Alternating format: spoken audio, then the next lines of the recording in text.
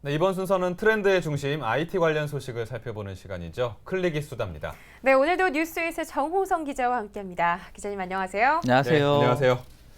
자, 이제 4.13 총선이 진짜 20일 정도밖에 안 남았습니다. 네, 그러네요. 아무래도 국민들은 우리와 잘 소통이 되는 그런 국회의원을 뽑아야겠다라고 생각 많이 하실 텐데 네. 이 소통이 잘 되기 위해서는 뭐 계층 간의 소통뿐만 아니라 의지와 열정이 있는 또 우리 같이 이렇게 젊은 세대들의 얘기를 잘 들어주고 잘 이해해주는 그런 소통도 꽤 많이 필요할 것 같아요. 맞습니다. 또 특히나 자기 주장을 하기 전에는 그에 걸맞는 교육이 또 필요할 텐데요. IT 업계에서도 이런 젊은이들을 위해서 기술을 가르치고 또 취업의 문을 열어주기 위해서 다양한 노력들을 기울이고 있다고 합니다. 자, 기자님, 예전부터 이 IT가 우리 삶을 바꾸는 데 있어서 참 기본이 되는 거다라고 말씀해 주셨는데 대표적인 예를 든다면 어떤 게 있을까요? 뭐 가까운 예를 들면 저희 스마트폰을 들 수 있을 것 같아요. 스마트폰이 보급되면서 얼마나 많은 생활의 변화가 있었는지는 저희가 쉽게 체감할 수 있을 것 같고요. 실제로 종사하는 기업들 같은 경우도 많이 바뀌었습니다. 그러니까 개발 환경도 많이 바뀌었고요. 게임 같은 경우는 모바일 게임이 대세가 되어 있는 상태고요. 기업들의 비즈니스 환경 같은 경우도 지금 보면 모바일 오피스가 대세로 자리를 잡고 있거든요. 네. 뭐 직장인은 사실 별로 좋은 것 같진 않아요. 네. 그렇군요. 맞아요. 네. 이게 퇴근을 해도 퇴근을 한 게 아니니까요. 그렇죠. 맞습니다. 네. 네. 서울시에서 저소득 청년들에게 아주 좋은 소식이 있다고 하던데 네. 어떤 건가요? 서울시가 IT 분야의 취업 또는 창업을 희망하는 그 저소득 청년들을 대상으로 서울 희망의 아카데미 10기를 모집한다고 밝혔습니다. 네, 희망의 아카데미 참 좋은 제도로 알고 있는데 벌써 10기를 맞이하는군요. 굉장히 오래됐습니다. 그런데 제가 알기로는 비용이 무료이기 때문에 모집하는데 좀 제한 사항이 있지 않을까 싶거든요. 네, 맞습니다. 제한 사항이 당연히 있을 수밖에 없을 것 같고요. 네. 뭐 희망의 그 아카데미는 지원 대상자가 이제 서울시 거주에 만 18세에서 40세 이하의 그런 고졸 혹은 고졸에 수준하는 그 학력 대상자가 대상이고요. 네. 일단 프로그램 개발자의 꿈을 갖고 있지만 어려운 가정 형편으로 전문적인 IT 교육을 받지 못한 사람을 이제 우선적으로 선발합니다. 소득 기준이 기준 그 중위소득의 65% 이하인 저소득 가구원에 속해야 합니다. 예. 네. 그러면 전문 IT 교육이 무료로 이렇게 진행이 된다는 건데 그러면 구체적으로 어떤 혜택을 받게 되는 건가요? 약 1,720만 원에 해당하는 교육비가 무료로 제공이 되고요. 교재도 네. 물론 무상으로 지급되는데 또 혹시라도 생활고 탓에 그 교육을 중도 포기할 수도 있는 상황이 발생을 최소화하기 위해서 식비와 교통비조로 월 20만 원을 추가로 지급을 하고요. 예. 희망자는 그 서울시와 그 다음에 구청의 홈페이지에서 그 양식을 다운받아서 주민센터로 신청을 하면 됩니다. 그렇군요. 1,720만 원이나 지원받을 수가 있습니다. 그리고 매달 20만 원씩 교통비와 식비를 또 받는 데잖아요. 그렇습니다. 좋은 기회네요. 네, 형편이 좀 받쳐주질 않아서 꽁꽁 숨겨져 있을 수밖에 없었던 우리 IT 인재들에게는 참 좋은 기회가 될 것 같은데요. 그렇다면 이번 아카데미에서는 어떤 내용을 또 공부하게 될까요? 일단 주류가 이제 모바일 애플리케이션인데요. 지금 대세가 그런 쪽에 많은 좀 특화시켜서 교육을 받게 됩니다. 그래서 6개월간 SK의 테크엑스라는 그런 교육기관을 연결을 해서 자바 프로그래밍과 그다음에 안드로이드 프로그래밍, 서버 프로그래밍들을 집중적으로 교육을 받게 되고요. 6개월 동안 이제 뭐 그 교육이 수료가 되면 기존의 안드로이드 그 마켓인 T스토어에 애플리케이션을 등록하는 것부터 이제 필요한 모든 내용들을 원스톱으로 교육 과정을 받게 됩니다. 네. 이 서울시 희망앱 아카데미가 또 취업이 굉장히 잘 된대요. 그래요. 예, 그래서 꽤 인기 많군요. 많은 걸로 알고 있습니다. 네. 희망의 아카데미가 이제 2011년 1월 1기생을 이제 모집을 한 이후로 현재까지 79명이 수료를 했습니다. 네. 그 중에서 43명이 지금 IT 전문 기업들에 취업을 한 상태고요. 50%가 넘네요. 그러네요. 그렇죠. 예. 서울시는 일단 수료자의 취업률을 최대한 높이기 위해서 1대1 멘토라든가 멘토 멘티를 지정을 운영하고 있고요. 또 워크숍 등을 통해서 수료생과 또 그다음에 재학생의 교류를 지속으로 추진하고 있습니다. 네. 더불어서 이제 서울시 청년 취업 교육을 하고 있는데요. 서울시에서 그 부분과 같이 연동을 해서 취업 역량을 강화할 계획입니다. 네, 그렇군요.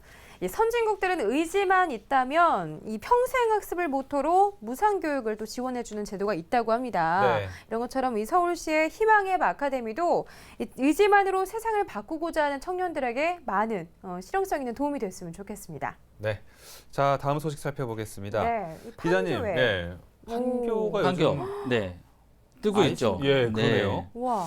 미국의 실리콘밸리가 있으면 한국에는 이제 판교가 있다고 해야 될 것 같고요. 네. 대한민국의 이제 테크노밸리로 각광을 받고 있는 곳이 판교입니다. 뭐 실제로 많은 IT 기업들이 판교로 이전을 한 상태고요.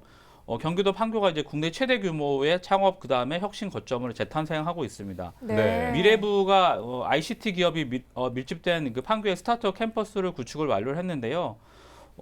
그 다음에 개소식의 일환으로 이제 미래부와 경기도는 그 SAP 또 요즈마 그룹, 월드링크, 테드코, 에이스 등 해외 창업 지원 기관과 스타트업 캠퍼스의 글로벌 창업 허브 기능을 업무 협약을 체결한 상태입니다. 네, 이 스타트업 캠퍼스 최대 규모라고 하니까요. 우리가 또 최대 규모, 최저가 이거에 또 관심 많잖아요. 네. 그렇죠. 네. 네. 그럼 어떤 기관들, 어떤 기업들이 이제 입주를 하게 되는 건가요? 일단 스타트업 캠퍼스에는 200개 이상의 스타트업 기업들이 입주를 하고요. 분야로는 뭐 IoT, 사물 인터넷, 그다음에 클라우드 빅데이터, 뭐 모바일 관련 창업된 그런 기업들이 자리를 하게 될 예정입니다. 그래서 캠퍼스는 총 3개 동으로 구성이 되어 있고요. 창업 지원에 필요한 핵심 시설과 인프라들이 모두 갖춰져 있는 상태고요. 그다음에 성장하는 단계에 필요한 뭐 창투사라든가 이런 지원 기관들도 같이 그 공간을 소유하게 됩니다. 네, 그렇군요. 앞서서 스타트업이라는 단어를 계속 언급을 해주셨는데 네. IT 비즈니스를 고려하는 신생 벤처를 일컫는다고 합니다. 좋은 기회들이 많은 것 같은데 그런데 꽤 많은 지원사항이 있다고 들었어요. 네, 뭐 핵심 상품 수출 지원을 위한 뭐 다양한 그런 다양한 그런 지원 사항들이 있는데요. 일단은 네.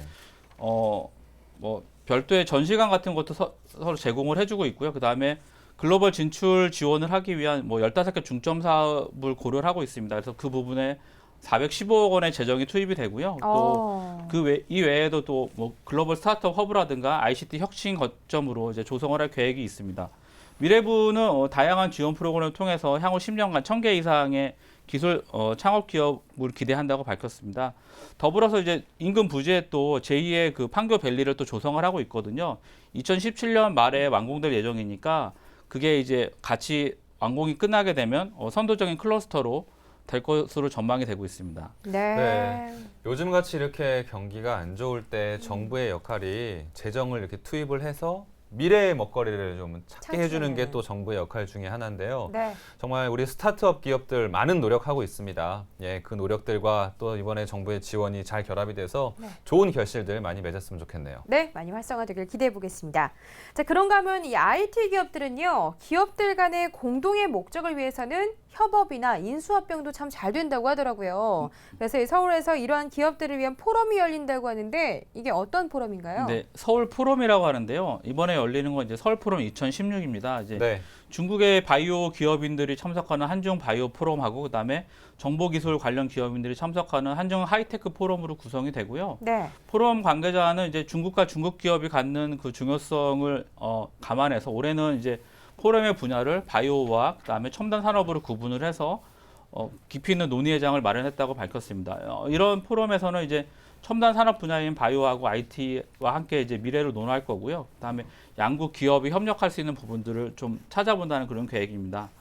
네, 그렇군요. 그러니까 크게 두 가지네요. 한중 바이오 포럼 하나, 한중 하이테크 포럼 하나. 네네네. 그러면 이 두 개의 포럼에서 어떤 내용들이 다뤄지는 건가요? 일단 한중 바이오 포럼은 이제 중국 바이오 관련 전문가와 이제 기업인들을 초청을 하고요. 중국의 바이오 관련 시장을 이제 한국에 있는 분들한테 좀 소개를 하는 그런 자리가 됩니다. 또 네. 그다음에 하이테크 포럼 같은 경우는 일단은 그 중국 기업의 그 하이테크 기업들과 같이 이제 협업을 할 수 있는 부분들을 또 고려하는 상황이 되겠고요. 네. 중국 기업들이 현재 되게 많은 참여 의사를 밝힌 상태입니다. 그래서 따라서 이들 기업과 이제 협력을 하는 그 국내 기업들 같은 경우는 좀 좋은 자리가 될 것 같고요. 중국 내 참석할 기업들로는 이제 가전과 반도체, 신소재 업체들이 참가할 예정입니다. 네, 그렇군요. 기업 간의 협업을 넘어서요, 이제 국가 간의 협업도 필수적인 시대가 되어가고 있습니다. 네. 아무쪼록 이번에 열리게 되는 서울 포럼 2016 성공적으로 개최되길 기대해 보도록 하겠습니다. 네.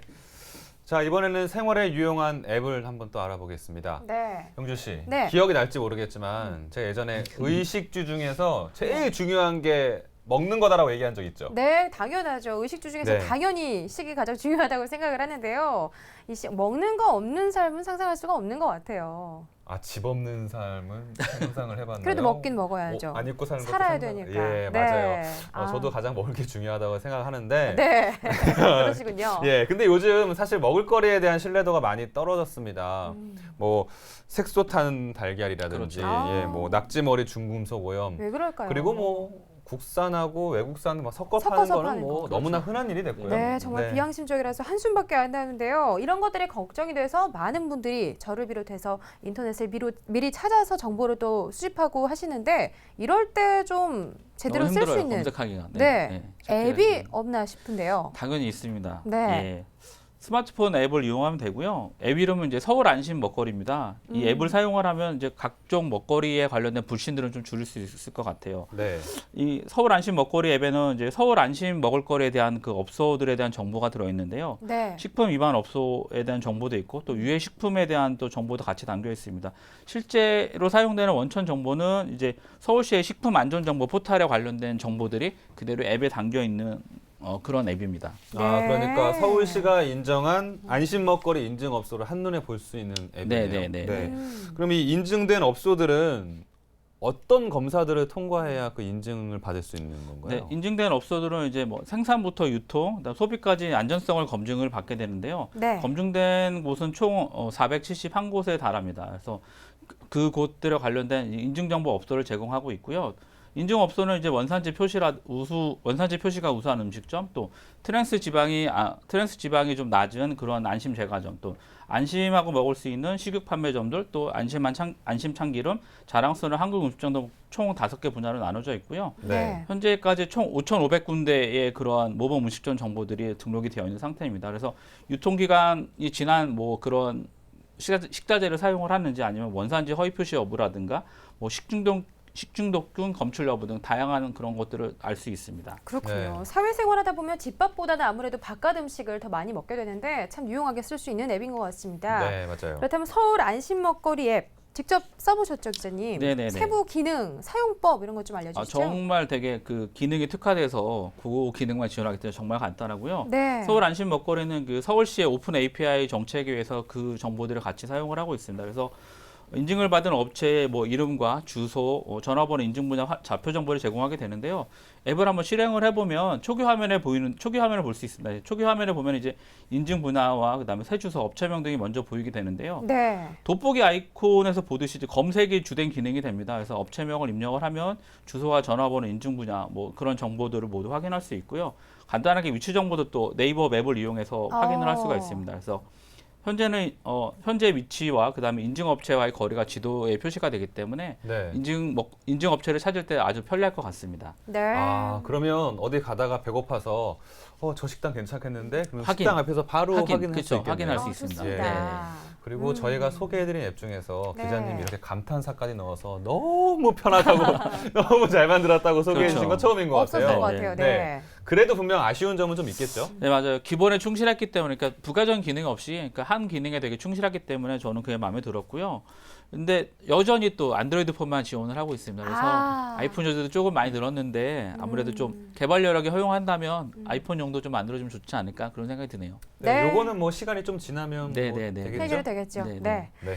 자, 요즘 낮이 참 길어져서 봄이 왔음을 실감하고 있는데요. 서울에서 안심하고 한 끼 식사 제대로 하고 싶으시다면 네. 서울 안심 먹거리 애플리케이션 기억하고 사용해 보시면 좋을 것 같습니다. 이렇게 해서 오늘 소식은 여기까지 들어보도록 할게요. 지금까지 뉴스잇의 정호성 기자와 함께했습니다. 기자님 고맙습니다. 감사합니다. 고맙습니다.